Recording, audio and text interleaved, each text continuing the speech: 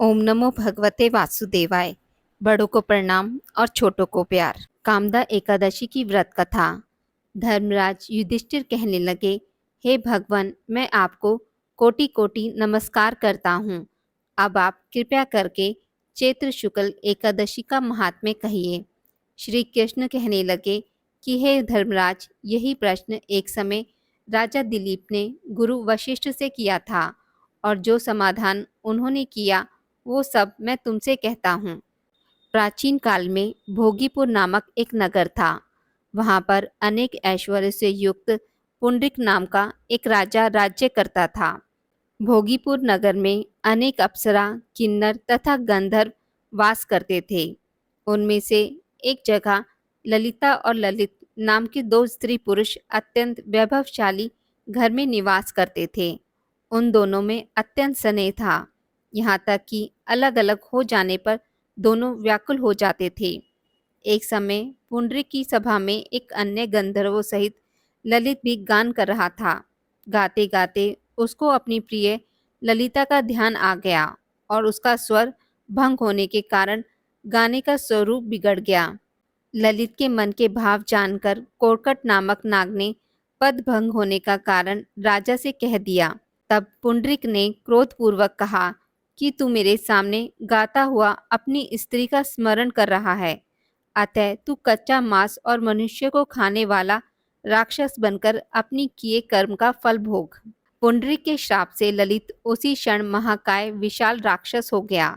उसका मुख अत्यंत भयंकर, नेत्र सूर्य चंद्रमा की तरह प्रतीत तथा मुख से अग्नि निकलने लगी। उसकी नाक पर्वत की कंदरा के समान विशाल हो गई और गर्दन पर्वत के समान लगने लगी। सिर के बाल पर्वतों पर खड़े वृक्षों के समान लगने लगे तथा भुजाएं अत्यंत लंबी हो गई।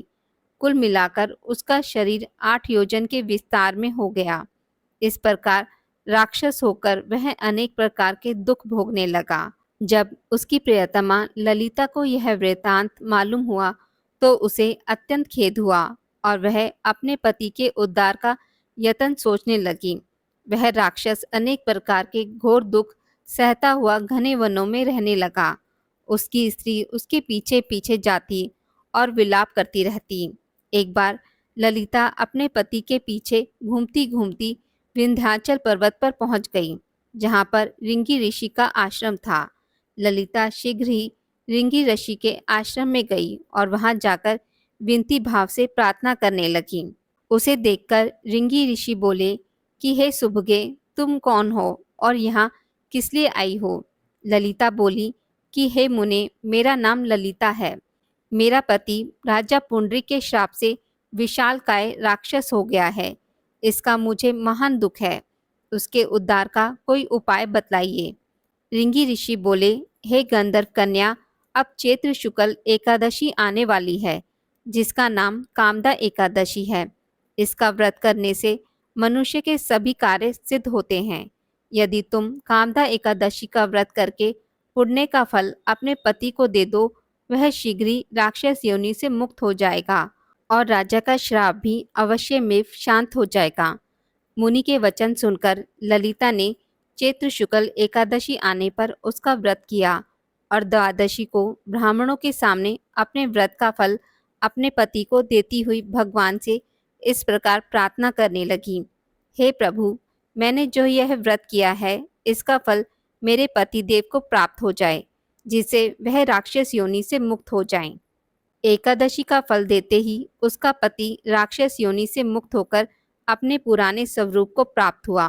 फिर अनेक सुंदर वस्त्र आभूषणों से युक्त होकर ललिता के साथ विहार करने लगा। उसके पश्चात वे दोनों विमान में बैठकर स्वर्गलोक को चले गए।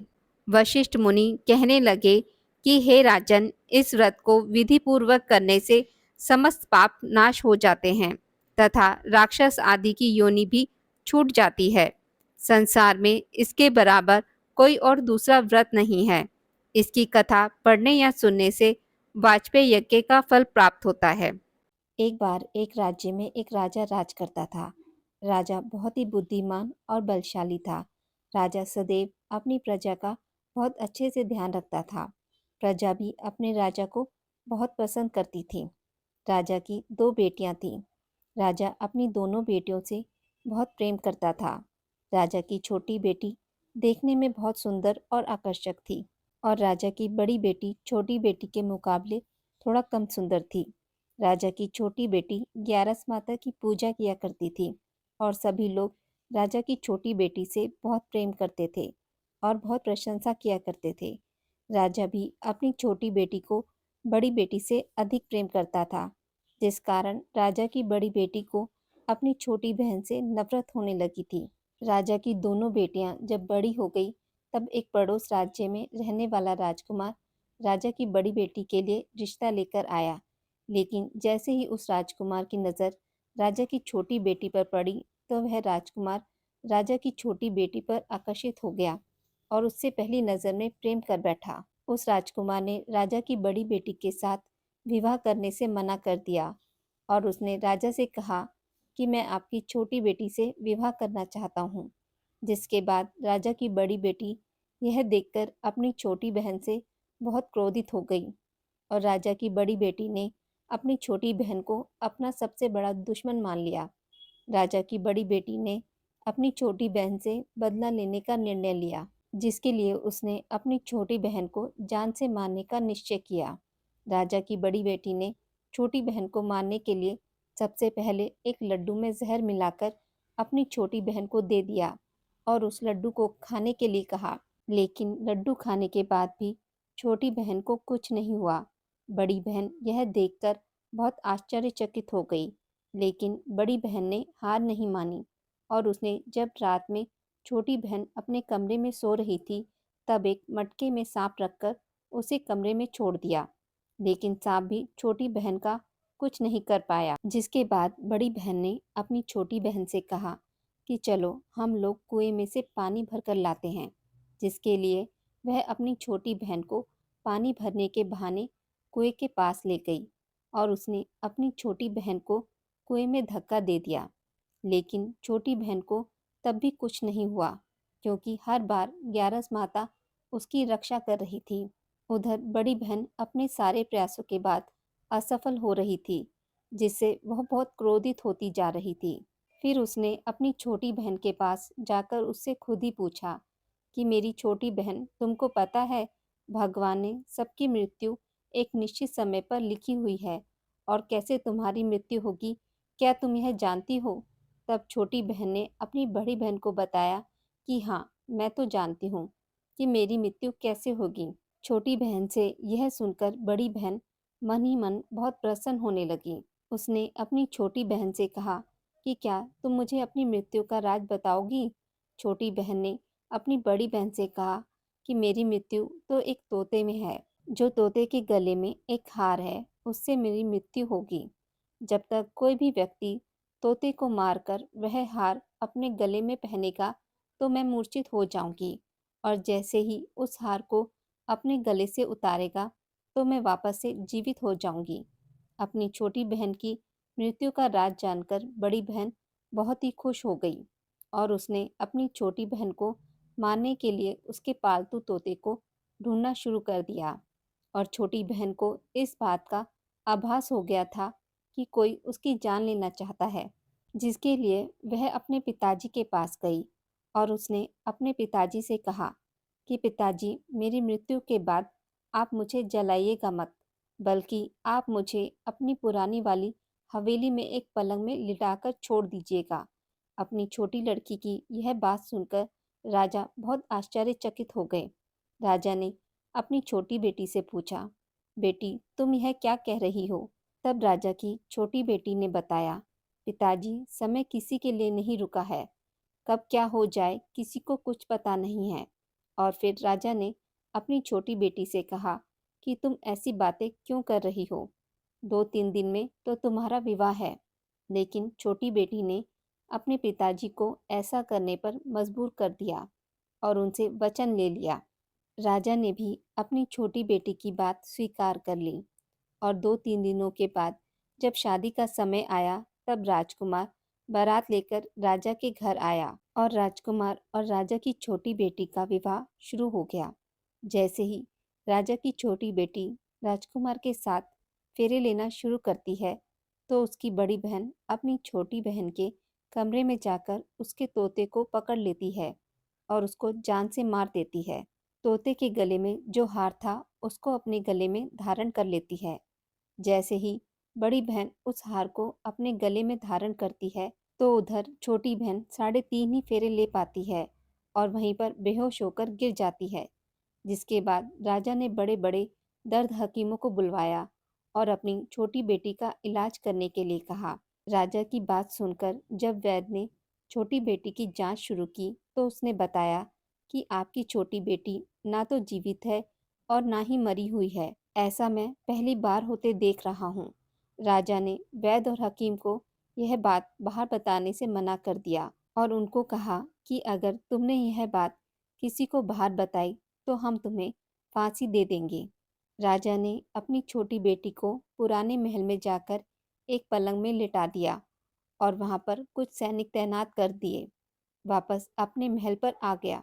राजा की बड़ी बेटी अपने पिताजी के पास आई और कहने लगी कि पिताजी, अगर यह शादी संपन्न नहीं हुई तो आपकी इज्जत का क्या होगा? आप कहें तो मैं आपकी इज्जत बचाने के लिए राजकुमार से शादी करने के लिए तैयार हूँ। जिसके बाद राजा ने अपनी बड़ी बेटी की बात मान ली और राजा ने बड़ी बेटी को छोटी बेटी के कपड़े पहनाकर मंडप पर भेज दिया। लेकिन राजकुमार यह जान गया कि यह राजा की छोटी बेटी नहीं है, बल्कि यह राजा की बड़ी बेटी है। लेकिन जब राजकुमार ने शादी करने से मना किया तो सभी लोगों ने राजकुमार को विवश करके राजा की बड़ी बेटी से बचे हुए फेरों को संपन्न करा दिया और विवाह करवा दिया। जिसके बाद राजकुमार राजा की बड़ी बेटी को अपने महल ले गया। राजकुमार राजा की बड़ी बेटी से ना तो बात करता था, ना ही उसको पसंद करता था और ना ही उसके आसपास भटकता था। और राजकुमार ने यह फैसला लिया था कि वह अपनी प्रेमिका को ढूंढकर रहेगा और यह जानकर रहेगा कि उसके साथ हुआ क्या है। एक दिन राजकुमार अपने घोड़े पर सवार होकर राजा के पुराने महल के पास पहुंच गया, जहां पर उसने कुछ सैनिकों को देखा। महल के पास पहुंचकर राजकुमार ने जब महल को ध्यान से देखा तो वह समझ गया कि यह तो हमारे ससुर जी का महल है। तब राजकुमार ने सैनिकों से पूछा, तुम लोग यहाँ क्या कर रहे हो और इस महल के अंदर उस पलंग में कौन लेटा है? जिसके बाद सैनिकों ने बताया कि यहाँ पर राजा की छोटी बेटी लेटी है। यह सुनकर राजकुमार बहुत प्रसन्न हो गया और वह तुरंत अपनी प्रेमिका के पास पहुंच गया और उसकी सेवा करने लगा। जैसे ही रात हुई तो राजा की छोटी बेटी उठ खड़ी हुई। राजकुमार यह देखकर बहुत खुश हो गया और उसने अपनी प्रेमिका से पूछा कि तुम यहाँ क्या कर रही हो? तुम मेरे साथ मेरे घर चलो। राजा की छोटी बेटी ने राजकुमार को सारी बातें बता दी कि मेरी जान एक तोते में बसी थी और मैंने यह बात सिर्फ अपनी बड़ी बहन को बताई थी और मुझे पता है कि उसने ही मुझे मारने का प्रयास किया है। उसके पास एक हार है जिसको वह सुबह पहन लेती है और रात को उतार देती है।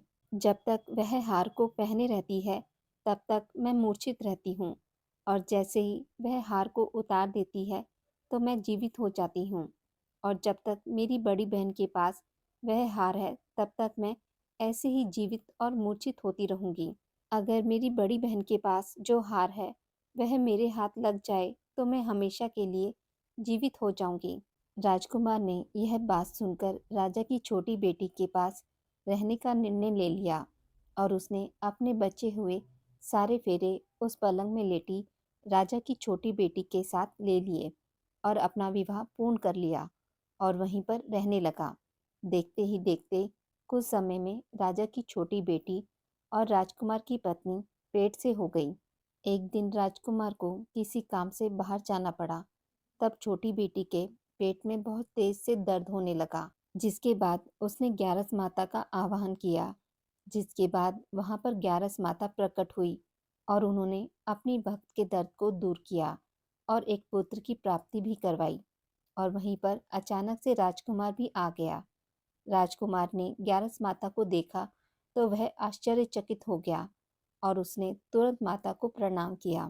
ग्यारस माता ने राजकुमार से कहा कि जब तुम्हारा पुत्र 5 वर्ष का हो जाए तो तुम अपनी पत्नी का हार लाकर इसके गले में डाल देना। और देखते ही देखते राजकुमार और राजा की छोटी बेटी का पुत्र 5 वर्ष का हो जाता है। तो राजकुमार अपने बेटे से कहता है कि बेटा, मैं कुछ काम से बाहर जा रहा हूँ, तुम अपनी माता का ध्यान रखना, और वहाँ से चला जाता है। राजा को बाहर निकलता देख बड़ी बहन के सैनिक देख लेते हैं और बड़ी बहन को जाकर सारी बातें बता देते हैं, जिसके बाद बड़ी बहन अपनी छोटी बहन के पुत्र को वहाँ से उठवा लेती है और उसको मरवा देती है। छोटी बेटी के पुत्र के 2 टुकड़े करवा देती है। पहला टुकड़ा चक्की के पास छुपा देती है और दूसरा टुकड़ा अपनी पलंग के नीचे रख लेती है। अब ग्यारस माता भिखारी का रूप लेकर आती हैं। एक भिखारी का रूप रखकर बड़ी बहन के पास चली जाती हैं, जिसके बाद वहाँ पर भिक्षा मांगने लगती हैं। बड़ी बहन अपने नौकरों से कहती है कि जाकर भिक्षा दे दो, लेकिन जैसे ही नौकर ग्यारस माता को भिक्षा देने के लिए आते हैं तो माता उन्हें मना कर देती है और कहती हैं कि मैं तो तुम्हारी महारानी से ही भिक्षा लूंगी। जिसके बाद बड़ी बहन स्वयं ही भिक्षा देने के लिए माता के पास आती है। तब माता एक बिल्ली का रूप लेकर उसके कमरे में चली जाती हैं और वहाँ पर छोटी बेटी के पुत्र के 2 टुकड़ों को आपस में जोड़ देती हैं और उसे जीवित कर देती हैं और उसे वहाँ से लेकर चली जाती हैं। राजकुमार अपने बेटे को लेकर अपनी पत्नी के पास जाता है और उसे कहता है कि तुम इसका ध्यान रखना। अगर तुम इस बच्चे का अच्छे से ध्यान रखोगी तो मैं तुमसे बात करूँगा। एक दिन राजकुमार अपने बेटे से कहता है कि तुम जाकर माँ से उसके गले का हार मांग लो। जिसके बाद राजकुमार का लड़का अपनी माँ के पास जाता है और कहता है कि माँ, मुझे तुम्हारा यह हार चाहिए जो तुमने गले में पहन रखा है। यह सुनकर पहले तो बड़ी बहन बहुत क्रोधित होती है, पर उसको यह याद आता है कि राजकुमार ने कहा था कि अगर मैं इस बच्चे का ध्यान अच्छे से रखूंगी तो वह मुझसे बात करेंगे, जिसके कारण वह हार को उस बच्चे को दे देती है और वह तुरंत हार को ले जाकर अपने पिताजी को दे देता है। और तभी राजकुमार अपने बेटे को लेकर वहाँ से जाने लगता है और अपनी पत्नी से कहता है कि तुम हमारे लिए खाना बनाकर रखना, मैं शाम को आकर तुम्हारे साथ खाऊंगा। और वह अपने बेटे को लेकर वहाँ से चला जाता है, जिसके बाद वह राजा के पास जाता है और उनको सारी बातें बता देता है। राजा अपनी बड़ी बेटी की यह करतूत सुनकर बहुत क्रोधित होते हैं और अपनी परवरिश पर ही दोष देने लगते हैं। राजकुमार को अपनी छोटी बेटी के साथ रहने के लिए आदेश देते हैं। हे ग्यारस माता, आपने जैसी कृपा राजा की छोटी बेटी पे की वैसी सब पर करना। कहानी कहने वाले, कहानी सुनने वाले और हुंकारा भरने वाले पर भी करना। बोलिए ग्यारस माता की जय। एकादशी माता की आरती। ओम जय एकादशी, जय एकादशी, जय एकादशी माता। विष्णु पूजा व्रत को धारण कर शक्ति मुक्ति पाता। ओम जय एकादशी माता। तेरे नाम गिनाऊं देवी, भक्ति प्रदान करनी, गण गौरव की देनी माता, शास्त्रों में वर्णी। ओम एकादशी माता। मार्गशीर्ष के कृष्ण पक्ष की उत्पन्ना, विश्वतारिणी जन्मी, शुक्ल पक्ष में हुई मोक्षदा, मुक्तिदाता बन आई। ओम जय एकादशी माता। पौष के कृष्ण पक्ष की सफला नामक है, शुक्ल पक्ष में होए पुत्रदा, आनंद अधिक रहे। ओम जय एकादशी माता। नाम षटतिला माघ मास में कृष्ण पक्ष आवे, शुक्ल पक्ष में जया खावे, विजय सदा पावे। ओम जय एकादशी माता। विजया फागुन कृष्ण पक्ष में शुक्ला आमलकी, पाप मोचनी कृष्ण पक्ष में चैत्र महाबली की। ओम जय एकादशी माता। चैत्र शुक्ल में नाम कामदा, धन देने वाली, नाम बरूथनी कृष्ण पक्ष में वैशाख महावाली। ओम जय एकादशी माता। शुक्ल पक्ष में होए मोहिनी, अपरा ज्येष्ठा कृष्ण पक्षी, नाम निर्जला सब सुख करनी, शुक्ल पक्ष रखी।